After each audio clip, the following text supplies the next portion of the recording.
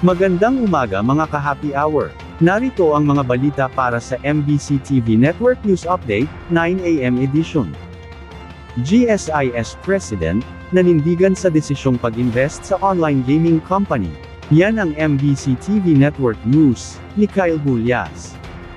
Nanindigan ng Pangulo at General Manager ng Government Service Insurance System o GSIS na walang mali sa ginawa nilang pag-invest sa online gaming platform na DigiPlus. Sa panayam ng DZRH News, sinabi ni Jose Arnulfo Veloso na ang bawat investment na pinapasok ng GSIS ay dumadaan sa masusing pag-aaral.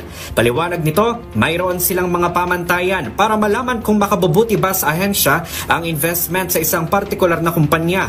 Iginiit din ni Veloso na lahat ng kanilang hakbang ay para lamang makapagbigay sila ng maayos sa serbisyo sa kanilang mga miyembro. Yung pong GSIS ay pinapatakbo ng mga tao na iintindihan po ang larangan ng pananalapi. Kami po ay guided morally with integrity. Ito lang po ang aming puhunan sa buong panahon namin ng paninilbihan ng bangko. Integridad, katapatan, yan po ang aming binibigay. Pinag-aaralan namin ng mabuti para maibigay ang serbisyo o totoong ginhawa para sa ating mga miyembro. Aminado naman si Veloso na nagkaroon ng paper loss o pagkalugi sa kanilang investment sa DigiPlus, pero giit nito, iwala pa rin siya sa profitability ng naturang gaming platform at makakabawi pa rin ang GSIS. Bukod dito, ibinida ni Veloso na mas marami pa ring naging panalo ang ahensya. Sabi ni Veloso, sa unang 6 na buwan ng taon ay kumita na ang GSIS ng 77 billion pesos, mas mataas ng 18 bilyong piso kumpara sa kinita nila sa first half ng 2024. Pero kung pag-uusapan niya ang ethical consideration sa pag-invest sa isang gaming platform, ipinauubayan na umano ito ni Veloso sa mga mambabatas. Ay, hindi na po ako makikipagdebate pagdating sa ethics. Napakarami pong point of view dyan. Mandato ko po makahanap ng oportunidad, lumaki ang pondo ng GSIS. Iiwan po natin yan sa mga lawmakers natin. Kung sabihin nilang pinagbabawal namin to, kami po isusunod. At yan po ang gagawin po natin. Matatanda ang kinwestiyon ni Senate Deputy Minority Leader Risa Hontiveros ang ginawang pag-invest ng GSIS sa isang gaming platform. Gayong marami ng mambabatas ang tumitindig laban sa online sugal. Una rito, pinatawa naman ng 6 na buwang preventive suspension si Veloso kasamang 6 na iba pang opisyal ng GSIS dahil sa umano'y grave misconduct matapos silang bumili ng stock mula sa renewable energy firm na Alter Energy sa halagang 1.4 billion pesos.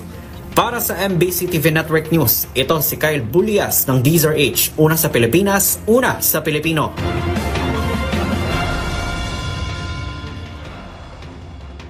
Samantala, oil price rollback, asahan sa susunod na linggo. Aasahan ang rollback sa presyo ng mga produktong petrolyo sa susunod na linggo. Ayon kay Department of Energy Oil Industry Management Bureau Assistant Director Rodela Romero, base sa International Petroleum Trading sa nakalipas na 4 na araw, inaasahan ang rollback sa gasolina na humigit kumulang 25 centavos kada litro. Sa diesel naman, inaasahang magpapatupad ng tapyas na humigit kumulang 1 peso and 25 centavos kada litro, habang sa kerosene naman inaasahan ang bawas na humigit kumulang 1 peso and 20 centavos kada litro.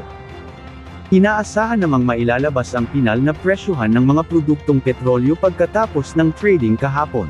Ilan sa mga tinukoy ni Assistant Director Romero, na ang pangunahing mga dahilan sa mas mababang presyo ng langis sa susunod na linggo, ay ang pagtaas ng produksyon ng OPEC Plus at patuloy na kawalan ng katiyakan sa US tariff policy.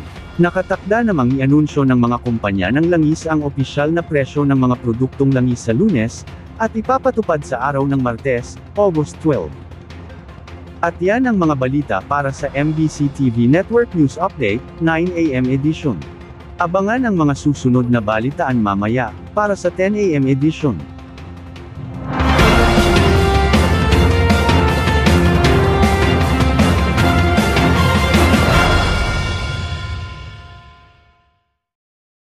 Mga ka-happy hour, kung gusto mong manood ang mga balita sa MBC TV Network News Update, mag-subscribe sa aming YouTube channel, i-like ang aming Facebook page, at i-follow sa aming TikTok account.